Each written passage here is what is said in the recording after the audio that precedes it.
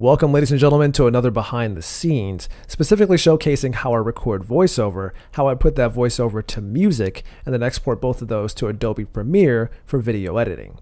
Now, the software you see in front of you here on your screens is called Adobe Audition CC. It is audio editing software. Now, for this video, I'm not going to go over every single option that this has because I don't really use every option that it has. I only use the options that are required for the work I'm trying to do, which is putting voiceover to music and editing both of those down to a video. Now, what you see in front of here is just a blank canvas. The editor part of this is where all the editing is going to go, specifically for audio. Now, what I usually do when I launch this program is I start off with an audio file. And to do that, I usually right click on this space here, go to new, and then a new audio file. Now, of course, as I'm doing this, I'm also working with a mouse that has a double clicking issue. So bear with me when I start making mistakes, just giving you a heads up in advance. Now for this one, I'm just going to call this file the rundown test. Because for this tutorial, I'm going to show you guys an intro to how I do the intros for the rundown itself, and I'm going to use an example of that. But make sure when you're doing this, you name these files something that is easily recognizable so you don't get confused if you have a lot of files. Now what I'm also going to do is create a multi-track session.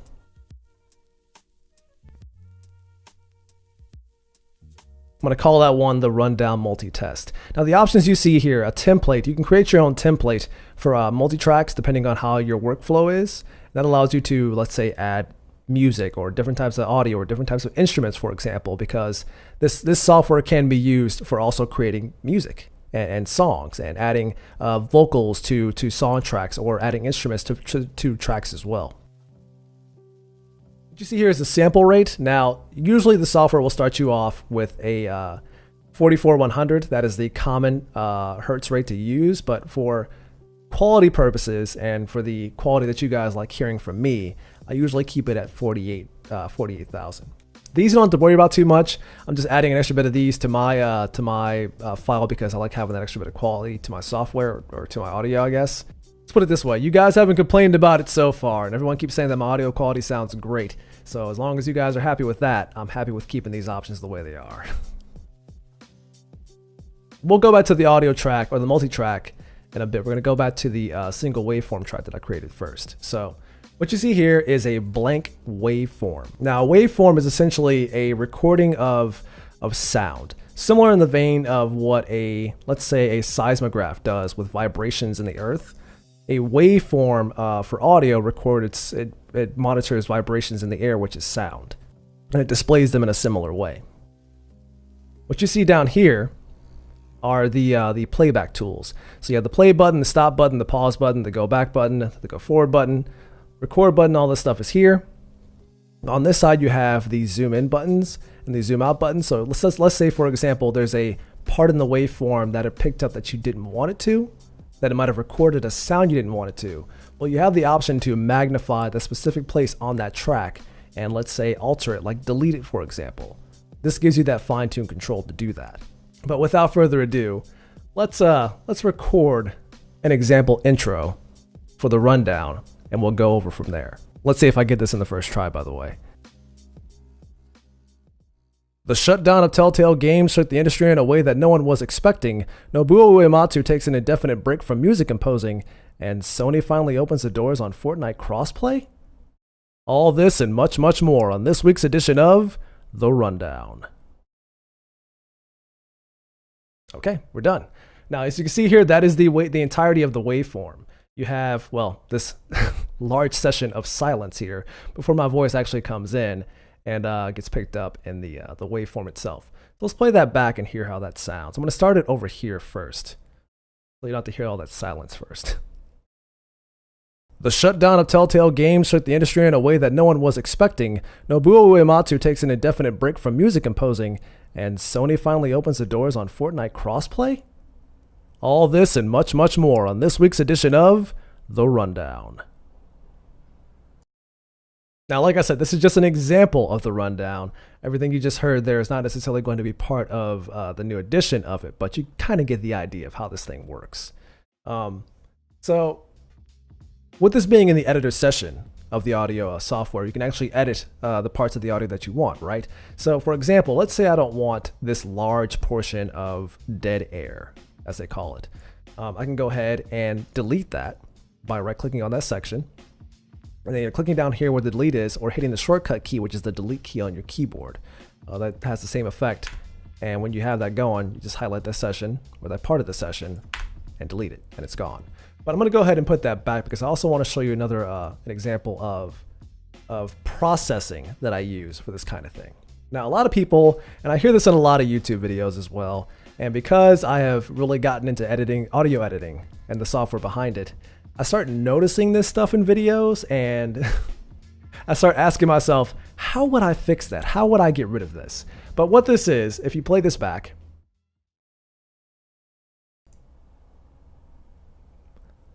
so what you hear there, it's called dead air in the industry, but it's not exactly dead air. It is just empty space, ambient sound. It is not your voice being recorded. What you hear there in that is a very low hum. Let's play it back again. It sounds like white noise, very light white noise though.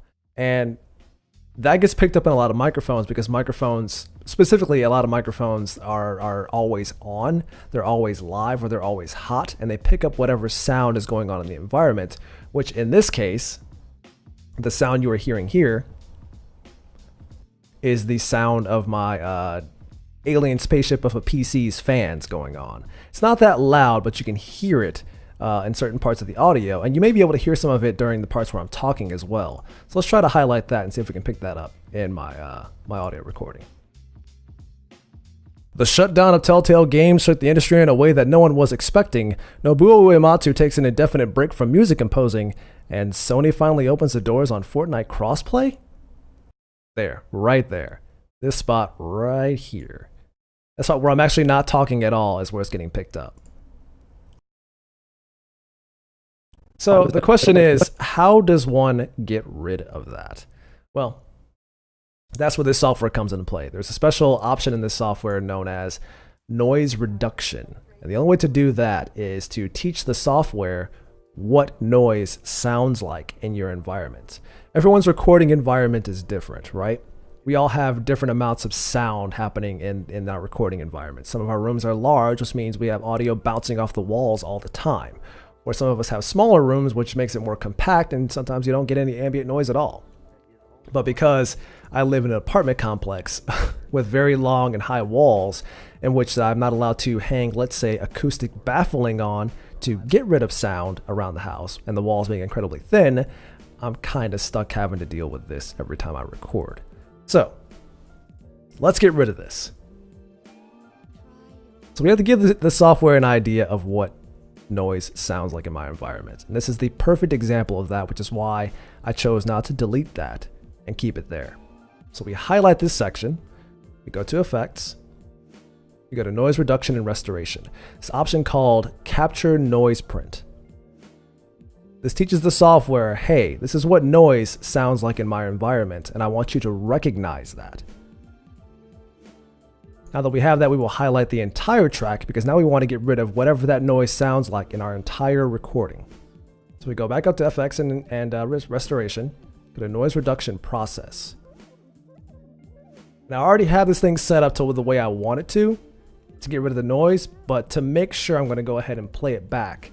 This is kind of a preview of what the software will do when it's trying to reduce the noise in your track. You can hear that and adjust it on the fly, but let's see what it sounds like without any adjustment at all.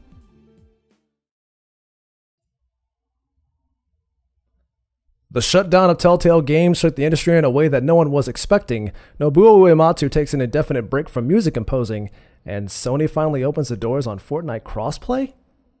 All this and much, much more on this week's edition of The Rundown. Now, as you can see there, at the beginning and at the end of this track, where the sound usually is, where that noise usually is, if I play it back, you hear nothing. Also at the beginning of the track, you hear nothing. Now that is because I already have this thing set up to the way I want it to, because it already recognizes the noise in my environment, and I already have the settings in place to handle that noise in my environment.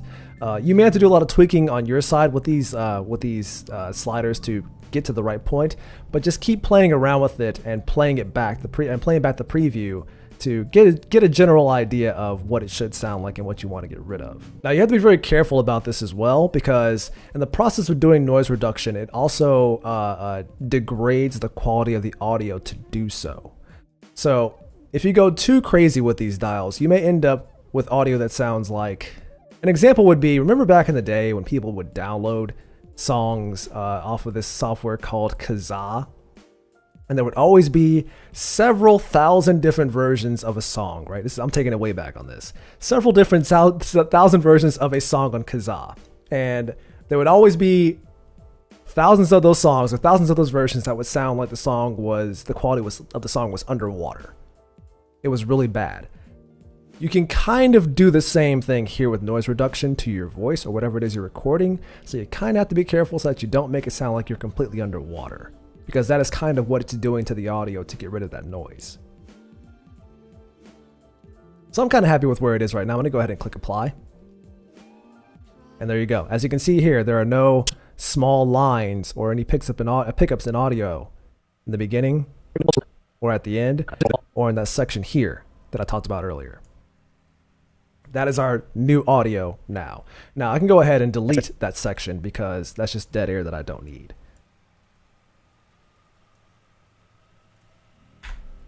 And it's gone. I can also do that to the end because that's also dead air that I don't intend to use. There's one more thing I want to show when it comes to editing the voiceover itself that I do every time. I don't have to do this as often because the physical mixer I have, with my microphone attached to it, it already has this built into it. But for those of you that don't, I'm going to show how to handle this problem. Have you ever watched a lot of YouTuber videos where they are talking to their audience through their microphone, and sometimes the volume of their voice tends to jump up and down on occasions where you have to kind of raise and lower the volume sometimes to either make them not so loud or make them loud enough to hear? That happens a lot because in a lot of YouTube videos, they tend to forget this thing called audio compression. And as we speak in real life, depending on the context or the things that we're talking about, the inflections in our voice can raise or lower in volume. Sometimes the microphones that we use aren't great at picking up those inflections, and sometimes it may cut that off completely.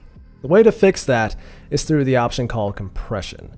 Now, a lot of software out there, let's say OBS, for example, for streamers, doesn't really have the fine-tune control of compression and won't allow you to do that. But the idea of understanding compression is to basically eliminate incredibly high highs and incredibly low lows.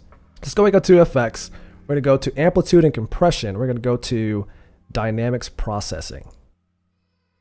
Dynamics processing is essentially the dynamic range of your voice, and this allows you to edit and change that. I'm also going to turn on over here, by the way. I'm going to go ahead and turn on show preview editor. And this option allows me to see down here what the audio looks like as I change stuff here, what the new form is going to look like. And as you can already see, the waveform down here looks very different from the waveform up here, where the highs, the larger variations in sound, are pretty much mitigated here because compression is eliminating the incredibly highs and leveling them out with the lows as well. So if I were to go ahead and play this, I have no idea where these settings are at, so this may sound incredibly weird, but let's just hear how it sounds. The shutdown of Telltale Games shook the industry in a way that no one was expecting. Nobuo Uematsu takes an indefinite break from music composing, and Sony finally opens the doors on Fortnite crossplay? All this and much, much more on this week's edition of The Rundown. Now, because it is a little too heavy on the compression, there are points where it's starting to distort the audio. So I'm going to go ahead and put this on a loop and continue to adjust it on the fly to eliminate that. Let's go ahead and play this. And I apologize if this gets annoying, but this is kind of the process of editing audio. The shutdown of Telltale Games shook the industry in a way that no one was expecting. Nobuo Uematsu takes an indefinite break from music composing, and Sony finally opens the doors on Fortnite crossplay? All this and much, much more on this week's edition of The Rundown. The shutdown of Telltale Games hurt the industry in a way that no one was expecting. Nobuo Uematsu takes an indefinite break from music composing, and Sony finally opens the doors on Fortnite crossplay? All this and much, much more on this week's edition of The Rundown. The shutdown of Telltale Games hurt the industry in a way that no one was expecting. Nobuo Uematsu takes an indefinite break from music composing, and Sony finally opens the... I'm going to go ahead and stop it there because this is kind of where I want it. I want it where the highs just aren't overpowering the lows, and everything kind of sounds similar in a way that doesn't require you to have to raise your volume on YouTube to hear me or lower it. Now, in doing this, this means that I have lowered the overall volume of my audio, and there's an option here in dynamics processing called makeup gain. That means you can make up the amount of loudness this audio has after doing your dynamics processing. So if we were to raise it up a couple of decibels, you'll see the audio change in size down there. Now I don't want to make it too loud or it becomes overpowering, so let's just see how it sounds here. Doors on Fortnite crossplay? All this and much, much more on this week's edition of The Rundown. The shutdown of Telltale Games hurt the industry in a way that no one was expecting. Nobuo Uematsu takes an indefinite break from music composing, and Sony finally opens the doors on Fortnite crossplay? All this and much, much more on this week's edition of The Rundown. I think that's good enough. I don't want to get too crazy with the ranges and sound, or it'll become inaudible to hear and kind of annoying to listen to over and over again. So I'm going to go ahead and hit apply and accept that. The weird panning that's going on is kind of an issue with me recording right now, so don't expect to hear that in the final recording of, let's say, the rundown that I upload on YouTube sometime this week. That won't be there anymore. This is just for the recording of this video, unfortunately, that I'll have to work out. So bear with me here. It's not a problem on your end, it's a problem on my end. But anyways, that's what we wanted, so this is what it looks like now after we made those changes. Now, you can kind of edit that on your own to make sure that you have it at the perfect spot you want it to be. There's really no standard when it comes to this, so you kind of have to play it by ear and find out what you're the most comfortable with, or what sounds good to you. Now, with that said, I'm happy with how this audio sounds now, so what I do after this is I right-click on it. Remember that multi-track that I made earlier? We're going to put that in our new multi-track session. So there's our recording here, right? Now, what I'm going to do here is I'm going to go ahead and drag this down to the second track, because the top track is going to be for music. This is where we edit my voiceover to music. I'm going to go ahead and, let's see, do I want to place a song in here? I do. Question is, what song? So we go ahead and we insert this into the multi-track. They'll tell me that, hey, this thing has been recorded at a different sample rate than the one you're using for the software. So do you want it to be matched to the one you're using in the software or not matched? And I usually just say yes, because I want it all to sound the same. So now we have our music and our voiceover. Now, when you guys are watching my videos, there are moments where the music kicks in and you hear that, but when I talk, the music lowers so you can actually hear my voice well. That function, that mechanic, that option is called audio ducking, because the audio ducks out whenever I speak. Now, there's a very simple way to do that process in multi-track. To do that, we have to have the software identify what is your dialogue and what is your music. And as you can see here on the right, we have options for that, where we can assign an audio type to each selection. So for this, being my voice, this is the dialogue, so I'm going to go ahead and assign it as dialogue. And up here is the music, so let's assign that as music. Now, as you can see here, there's already an option for ducking, and that's usually only associated with the music itself. So I'm going to go ahead and turn that option on. And as you can see here, there's a pink dotted line. As you can see, as it goes on, it raises back up. This dotted line represents the amount of volume of this track. So right now it's down because my voice is already on this part of the track. But if I were to move this voice part of the track, you'll see that line has changed. Now it's higher over here, and lower my voice kicks in and then goes back to high again. Let's see how that sounds at a test, for example. Now bear with me here because I have no idea how loud this is going to be. I'm going to go ahead and try to lower it just a little bit so it's not too loud, but I can't guarantee that it won't blow out your eardrums unless I manage that in post. So hopefully it's not too bad. But here we go. Let's give it a shot.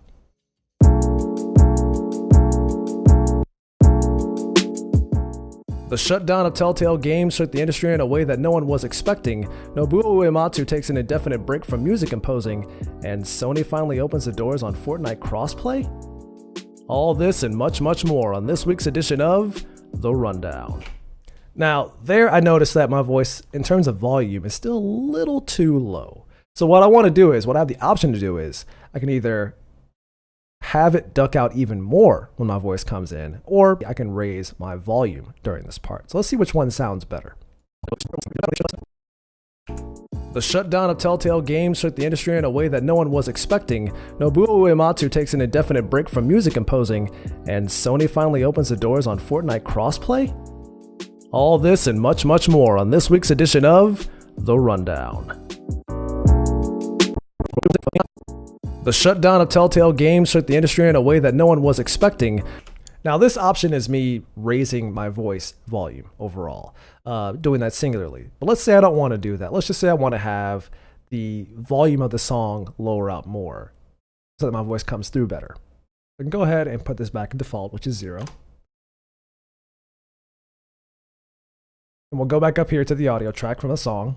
And over here you see it says reduce by. This shows you how much you want the volume to reduce by when you're speaking. And right now it's at negative 18 decibels. Well, I want it to go even lower. And as you can see when I'm doing that, this pink line up here is actually lowering. So let's see how that sounds in test. The shutdown of Telltale Games shook the industry in a way that no one... Now, that's actually a little too low. So let's take it down to, let's say, negative 23.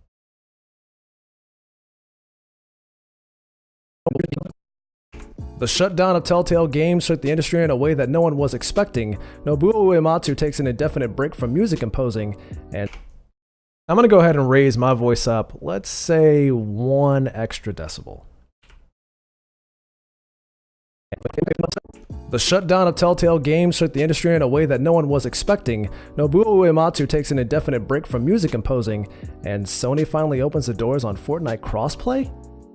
All this and much, much more on this week's edition of The Rundown. That sounds a bit better. Now I may do a lot of fine tuning on my own to actually get it to the perfect spot that I want it to be, but you kind of get the gist of how this works. Usually what I also do is that because sometimes I don't like having that extra line of dead air there, sometimes I will go ahead and give that the old cut. Which you can do by hitting R on the keyboard to bring up the razor blade. And I simply bring the playhead to wherever that spot is on the track, and I cut it. Now, because I have the issue of double clicking, that is what happened there. So it should be cut on both sides. So go ahead and hit V to bring it back to the pointer icon. I highlight that section, and I click delete. Now, what happens there is because the audio is missing from that, sometimes when it gets back to that point in the playhead and starts playing the audio again, you get an issue of audio popping because it is trying to resume a session that was already in progress. The thing that I do to eliminate that issue is by having the audio fade in on that track instead of just popping back in immediately. So these icons here, these are your fader icons. This is your fade ins and fade outs, right? What I usually do is I will grab these by clicking and dragging. And as you can see, there is a line that shows up that becomes a curve. And that curve is the point at which the audio goes from low to audible. All this and much, much more. And as you can see, it goes from a lower volume to a higher volume of my voice with the line. All this and much, much more on this week's edition. Now, I kind of don't like the way that curve looks. I'm going to go ahead and do it the opposite way. I'm going to do that by clicking and pulling the mouse down so that it has a better looking ramp. And I drag that back some because I don't want it to cut out my voice. I just want it to come in with my voice. All this and much, much more on this week's edition. So I'll drag that back a little bit more. All this and much, much more on this week's edition of The Rundown. Now, of course, some people might hear this and think, well, I couldn't hear the difference to begin with. And that's actually a good thing because that's kind of the point. You're not supposed to hear it. I don't want you to hear it. Now, you don't really have to do that. That is just me being very meticulous about this and my perfectionist nature kicking in where I just feel like I have to do this. It is extra work, yes, but If people come to me and say they can't hear it, that means I'm doing it correctly. So to avoid that popping happening at the end of that audio, I just do the same thing. Pull it down and have it towards the end. Then you play that back. All this and much, much more on this week's edition of The Rundown.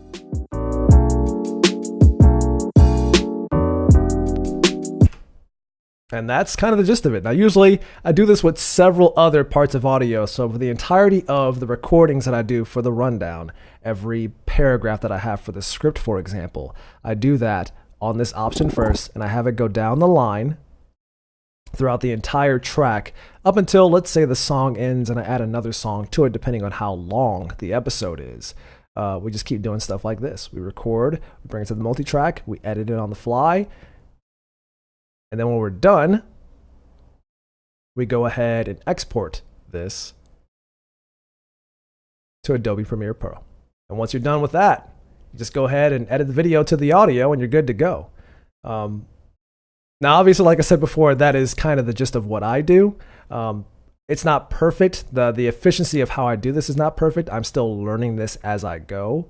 And I don't use all the options here, like edit audio to video or radio production, because I kind of don't need that. Plus, editing audio to video in Adobe Audition requires you to already have the video edits done, because you can't really do a lot of fine tuning in audio software, obviously. So I prefer to do it in Adobe Premiere completely there instead of doing it here. But yeah, you also have other options here, like dynamics, for example. Let's say you wanted to do compression, or let's say your audio is messed up, for example, you can repair it that way as well. You don't really have to, you only use this stuff if you feel like it's necessary.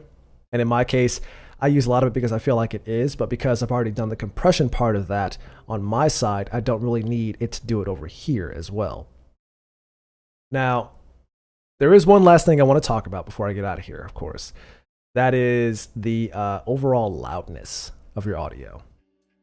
Because the last thing you want to have is your music being incredibly loud while a person's watching and your voice being way too low.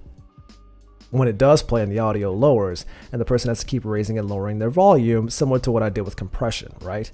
But there is an option to have all of this be the same volume throughout the entirety of the video. And that option is called loudness, match loudness. You can click on that and have that do that, or have that pop up here. And you can add each track that you've recorded or created into this and have it match loudness. Now down here you can see the target loudness is at minus 16 LUFS. And that is just your general loudness factor. Now there really is no standard on this for YouTube or whatever, which is why you see so many videos have varying levels of loudness.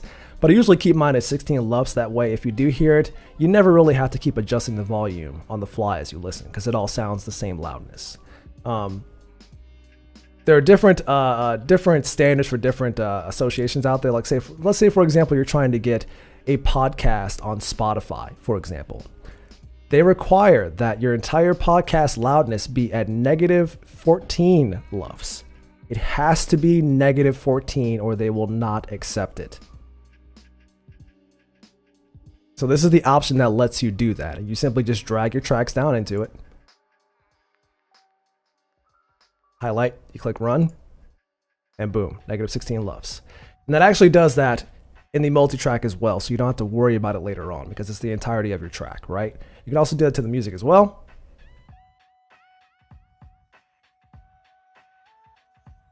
That's actually the wrong one. That is the one with the different sample rate. We'll use the one with a similar sample rate. You bring that in, you click run, and now they're all at the same loudness. So let's hear how that sounds in the playback.